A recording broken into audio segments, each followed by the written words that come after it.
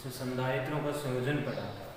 संधारित्रों का संयोजन क्या होता है? संधारित्र को जोड़ना, किसी परिपथ के अंदर जोड़ना। अब कैसे जोड़ते हैं? वो दो तरीके से जोड़ते हैं, एक होता है श्रेणीक्रम संयोजन और एक होता है समांतर क्रम संयोजन। जो अपन ने कल पढ़ा था, एक उसकी परिभाषा पढ़ी थी खाली, वो थी श्रेणीक्रम संयोजन। श्रेणीक्रम संयोजन ये चीज थी, ठीक है।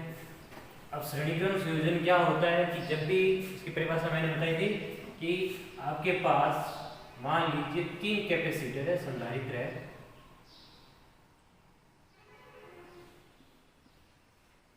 इस टाइप से एक V वोल्ट की बैटरी से जोड़ दिया गया है, ठीक है।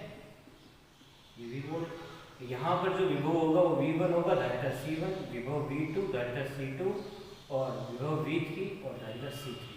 अब इसके अंदर अगर धारा जा रही है, I जा रही है, I जा रही है, तो इसका मतलब श्रेणी क्रम में जो धारा होती है वो समान रहती है। तो धारा समान रहेगी तो आवेश भी क्या होंगे? समान होंगे। तो पहले वाली प्लेट पर प्लस Q, दूसरी वाली माइनस Q, इस पे plus Q, minus Q, plus Q और माइनस Q, ठीक है। अब देखिए यहाँ पर तो इसकी जो परिभाषा है वो क्या थी? दो परिभाषा थी। ये थी कि भाई पहले संधारित्र की पहली प्लेट है वो किससे जोड़नी है? बैटरी की धन सिरे से जोड़नी है, सिंपल। पहले संधारित्र की दूसरी प्लेट, दूसरी संधारित्र की पहली प्लेट आपस में जोड़ दिया जाता है। और फिर इसी प्रकार से अंतिम संधारित्र ये उसकी दूसरी प्लेट बैटरी के ऋण सिरे से जोड़ दिया जाता है। तो ये जो संयोजन होगा वो कौन सा होगा? श्रेणीक्रम संयोजन होगा, सिंपल। अब देखिए यहाँ पे एक और जो परिभाषा थी वो क्या थी?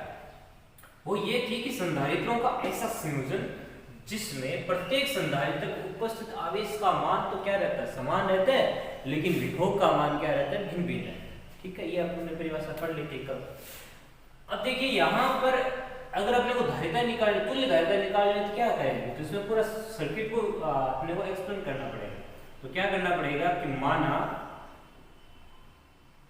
चित्रानुसार 3 संधारित्र जिनकी धारिता है, जिनकी धारिता C1, C2 तथा C3 है, इन पर या इन्हें श्रेणी क्रम में V वोल्ट की बैटरी से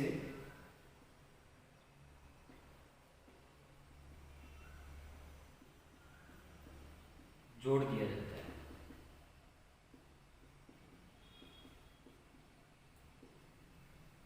ठीक है। अगर V वोल्ट की बैटरी से जोड़ दिया जाता है, फिर क्या चेंज क्या है यहाँ पे? माना इन पर उपस्थित विभव क्रमशः V1, V2 तथा V3 है, जबकि आवेश का मान Q समान है, ठीक है। अब ये चीज कर लिया पार्ट। अब देखिए चूंकि धारिता का मान कितना होता है? धारिता फॉर्मूला क्या होता है? C बराबर में Q बटा V। अब यहाँ पे चेंज क्या हो रहा है? V चेंज हो रहा है, सिंपल। अब जो चेंज हो रहा है ना वो एक तरफ लेके आओ, V चेंज हो रहा है तो यहाँ पे इसको इधर लेके आए तो मेरे पास आएगा V equals to Q upon में C आएगा, ठीक है। अब क्या लिखूंगा? प्रथम संधारित्र पर जो विभव है वो कितना दे रखा आपको? V1, तो वो कितना हो जाएगा? आवेश कितना है? Q बटा धारिता कितनी? C1। समीकरण नंबर 1 देगी। और दूसरे संधारित्र पर विभव वो कितना आएगा? V2 और ये हो जाएगा Q अपॉन में C2। ये समीकरण नंबर 2 देगी। और फिर आता है तीसरे संधारित्र पर जो विभव है वो कितना आएगा? V3 आएगा और Q अपॉन में C3। ये समीकरण नंबर 3। चूंकि आपके पास V वोल्ट की बैटरी दे तो V1 plus V2 plus V3 हो गया ना, इसको 4 में। क्यों? क्योंकि इन सभी का विभव का योग इसके बराबर होगा, V वोल्ट की बैटरी जो दी हुई है उसके बराबर होगा ना। तो यहाँ पर अपन ने रखेंगे तो ये क्या हो जाएगा? समीकरण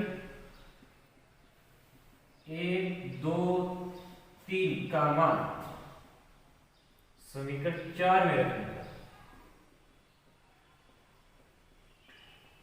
वो जैसे रखेंगे तो v बराबर कितना है, q बटा में c1 और q बटा में c2, q बटा में c3, ये आ गया।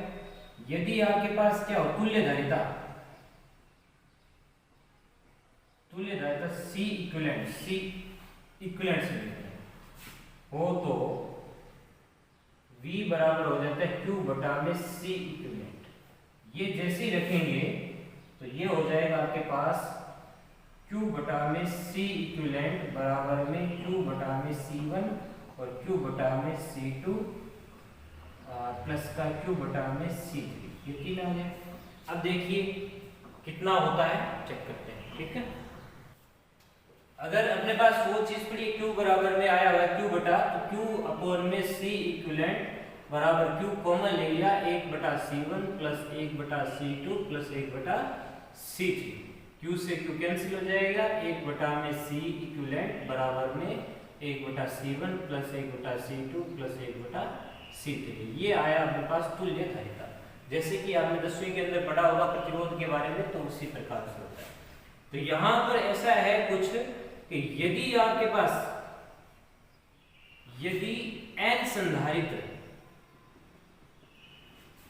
श्रेणी क्रम में जुड़े हो तो क्या होगा,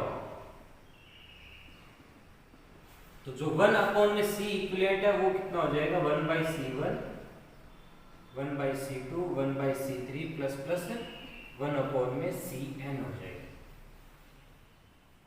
ये होगी तुल्य धारिता। अच्छा, इसमें जो तुल्य धारिता है उससे क्या पता चला कि जो श्रेणीक्रम संयोजन की जो तुल्य धारिता का व्युत्क्रम का मतलब 1 बटा में c इक्विवेलेंट, वो क्या होता है, सभी संधारित्र के धारिताओं के व्युत्क्रमों का योग होता है। मतलब क्या हो गया, c1 की उसका व्युत्क्रम कर दिया 1 बटा c1 1 बटा c2, सबका योग हो गया 1 बटा c2। इसमें लिखने का क्या हो गया कि संधारित्रों का जो तुल्य धारिता का व्युत्क्रम, तुल्य धारिता का व्युत्क्रम सभी संधारित्रों के धारिताओं के व्युत्क्रमों का योग के बराबर होता है। सिंपल। इसमें कुछ जो इसके कंक्लूजन है वो आपको बताएंगे, ठीक है। तो देखिए हमारे पास जो आया था श्रेणीक्रम संयोजन का, ये है इसके जो कंक्लूजन या तथ्य है वो देखिए। पहला है कि श्रेणीक्रम संयोजन में है ना, श्रेणीक्रम संयोजन में तुल्य धारिता का व्युत्क्रम सभी संधारित्रों के धारिताओं के व्युत्क्रमों का योग होता है, योग के बराबर होती है, ठीक है।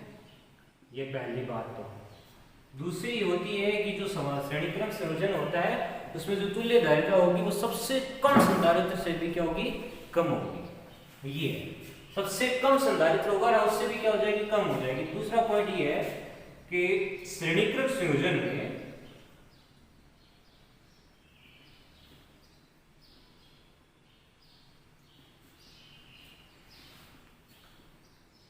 तुल्य धारिता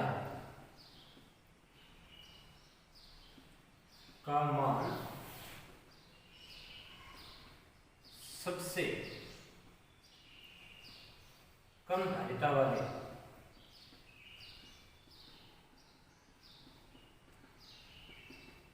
संधारित्र से भी कम होती है। ये जैसे कि मान लो मैंने एक एग्जांपल ले लिया इसके ऊपर, आपके पास दो संधारित्र हैं, बैटरी से जोड़ दिया जाता है इसको V वोल्ट की। इसमें जो C1 का मान है वो ले लिया मैंने 4 माइक्रोफेराडे और इसको C2 का ले लिया मैंने ले लो 3 माइक्रोफेराडे ले लो, ठीक है, ये ले लिया। अगर आपको चाहिए इसकी तुल्य धारिता तो सबसे कम कितना है, यहाँ पे 2 है, ठीक है। तो 2 है तो सॉरी 3 है, इसको 2 ले लो आप। इजी रहेगा। तो इसमें जो सी इक्विवेलेंट क्यों श्रेणी क्रम में, तो 1/4 प्लस 1/2, तो ये कितना हो जाएगा आपके पास 1/C1 प्लस 1/C2, तो ये आपके पास हो जाएगा, देखो ये 1/4 एंड हाफ, ये हो जाएगा 3/4 हो जाएगा। ठीक है, अगर मैं सी इक्विवेलेंट की बात करता हूँ 4/3, मतलब उल्टा हो जाएगा, तो ये कितना हो जाएगा 1.33 आएगा। ठीक है, माइक्रोफैराड। अब इसका 2 था, यहाँ कितना आ रहा है 1.33 आ रहा है, तो जो सबसे कम है ना उससे भी क्या हो जाएगी, कम हो जाएगी। ये इसका दूसरा जो पॉइंट है। तीसरा पॉइंट है कि जो श्रेणी क्रम संयोजन में प्रत्येक संधारित्र पर उपस्थित आवेश का जो अनुपात है,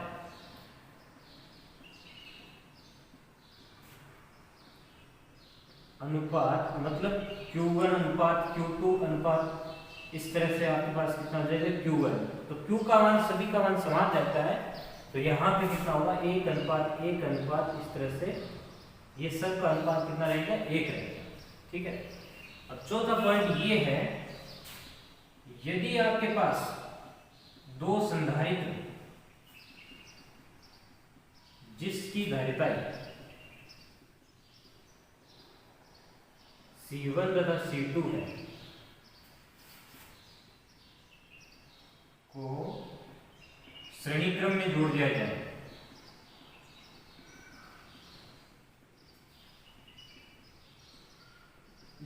तो जो तुल्य धारिता है वो कितनी होगी, तुल्य धारिता ये हो जाएगी C इक्विवेलेंट से लिखेंगे, और ये कितना हो जाएगा यहाँ पे C1 C2 upon C1 plus C2 ये हो जाएगा। भाई देखिए आपके पास क्या होगा 1/C1 प्लस 1/C2 करोगे 1/C इक्विवेलेंट के बराबर होगा, तो C1 C2 एलसीएम आ जाएगा और यहाँ पे C1 प्लस C2 हो जाएगा। ये किसके बराबर है 1/C इक्विवेलेंट के बराबर, C इक्विवेलेंट कितना हो जाएगा ऊपर जाके C1 C2 अपॉन में C1 प्लस C2 आ जाएगा। ये होगा अगर दो संधारित्र होते हैं तो यहाँ पे देखिए दो संधारित्र थे, तो आप अगर मल्टीप्लाई कर देना 4 × 2 और अपॉन में कितना कर दिया जाए आपको 4 + 2 कर दिया जाए, तो यही मिलेगा। ठीक है, C1 × C2 अपॉन में C1 + C2, तो इसका मतलब सीधा से याद रखना दोनों का गुणा अपॉन में दोनों का योग, बस दो संधारित्र श्रेणी क्रम में हो। तो देखिए पांचवा पॉइंट ये है, आपने 4 पढ़ ली, पांचवा पॉइंट ये है कि यदि समान धारिता C के n संधारित्र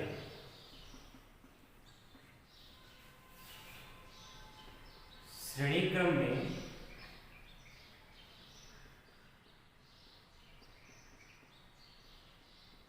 जुड़े हो तो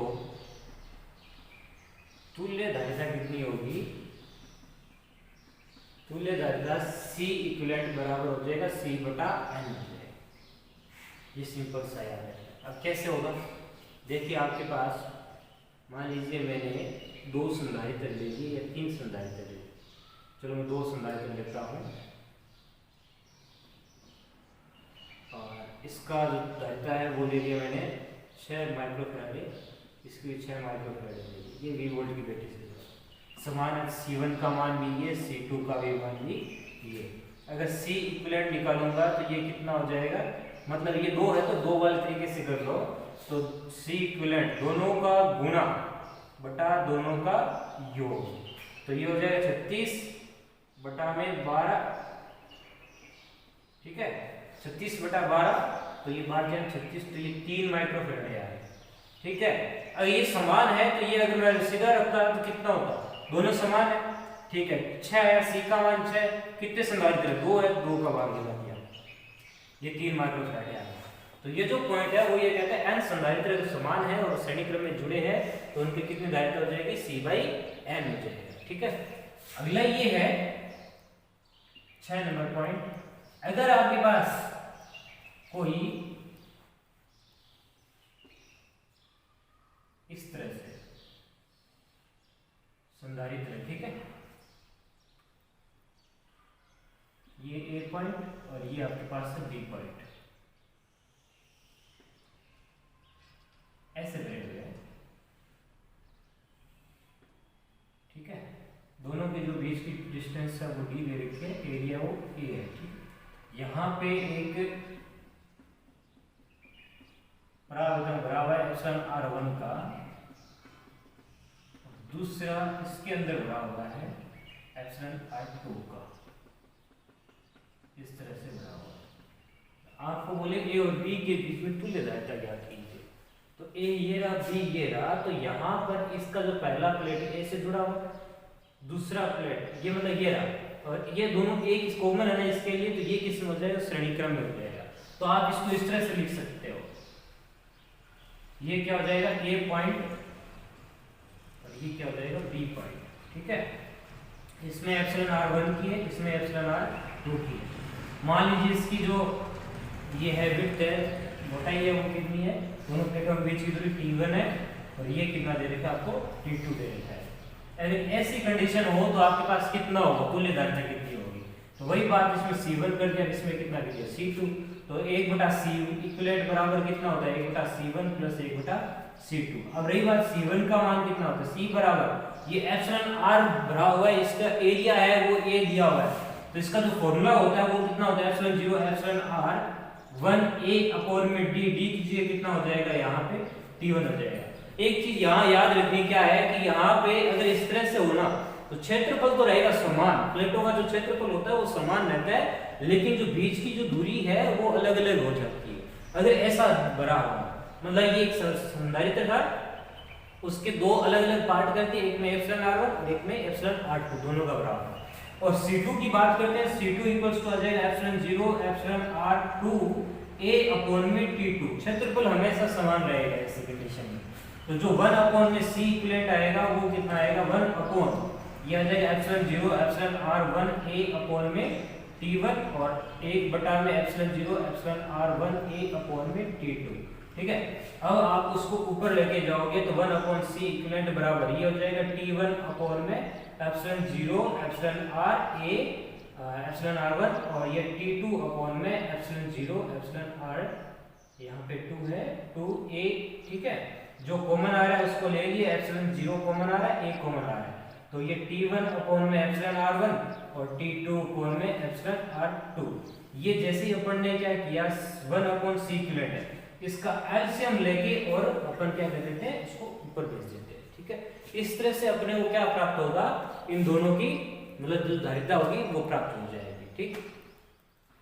देखिए जो संयोजन में जो दूसरा है वो है समांतर क्रम संयोजन। समांतर क्रम संयोजन क्या होता है कि जैसे अपन ने 10वीं के अंदर पढ़ा होगा आपने कि जो प्रतिरोधों का जो समांतर क्रम संयोजन था, वैसे यहाँ पर संधारित्रों का समांतर क्रम संयोजन होता है। तो इसको मैं डायग्राम से समझाता हूँ। आपके पास एक संधारित्र इस तरह से, एक मैंने यहाँ बना दिया, तीसरा यहाँ बना दिया, ठीक है। इस पहले वाले संधारित्र इसकी धारिता C1 है, ठीक है, इसकी धारिता C2 है, इसकी धारिता C3, ऐसे लिख लीजिए। अब इसकी पहली प्लेट, इसकी पहली प्लेट, इसकी पहली प्लेट, पहले वाले की दूसरी प्लेट, दूसरे वाले की दूसरी, तीसरे वाले की दूसरी प्लेट, इन सब एक V वोल्ट की बैटरी से जोड़ दिया जाता है, ठीक है। V वोल्ट की बैटरी से जोड़ दिया जाता है तो यहाँ पर जो करंट होगी वो आई जा रही है, आई जा रही है मतलब आवेश जा रहा है, क्यों जा रहा है, अब 3 भागों में बटेगी ये धारा, तो धारा तो समान रहनी नहीं है, इसका मतलब आवेश समान नहीं रहता। तो इस पर जो प्लस का Q1 हो जाएगा माइनस का Q1, इसमें प्लस का Q2 तो यहाँ पे माइनस का Q2, प्लस का Q3 तो यहाँ पे माइनस का Q3, सिंपल। अच्छा, अगर यहाँ पे तीनों पे अगर इस तरह से समांतर में हो तो ये वोल्टेज मतलब विभव का मान क्या रहता है, समान रहता है। इसकी जो परिभाषा है वो ये है कि संधारित्रों का ऐसा संयोजन जिसमें सभी संधारित्रों की पहली प्लेट, सभी संधारित्रों की पहली प्लेट बैटरी के एक सिरे से मतलब धन सिरे से तथा सभी संधारित्रों की जो दूसरी प्लेट है वो बैटरी के ऋण सिरे से जुड़ी हो, तो इसे क्या कहते हैं, समांतर क्रम संयोजन कहते हैं। तो इसकी जो परिभाषा मैं यहाँ लिख देता हूँ, संधारित्रों का ऐसा संयोजन जिसमें सभी संधारित्रों की पहली प्लेट बैटरी के धन सिरे से तथा सभी संधारित्रों की दूसरी प्लेट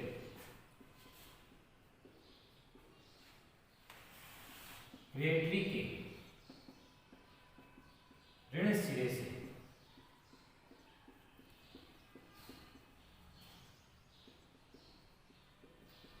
जुड़ी हो तो इसे समांतर क्रम संयोजन कहते हैं। ठीक है, ये इसकी पहली परिभाषा है।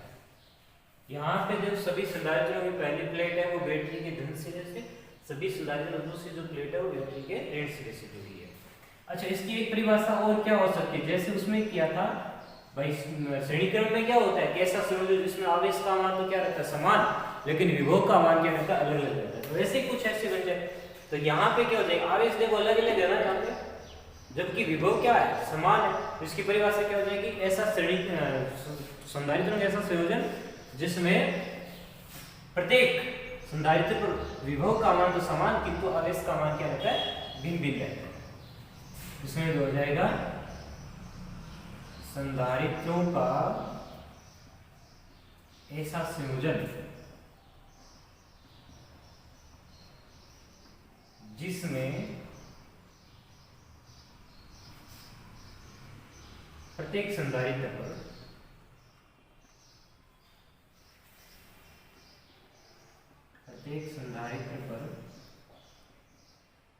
विभव का मान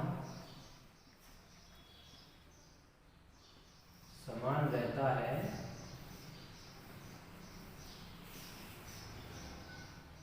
किंतु आवेश का मान भिन्न भिन्न होता है।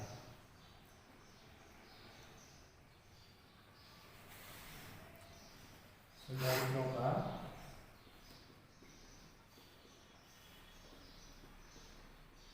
समांतर क्रम संयोजन कहा जाता है।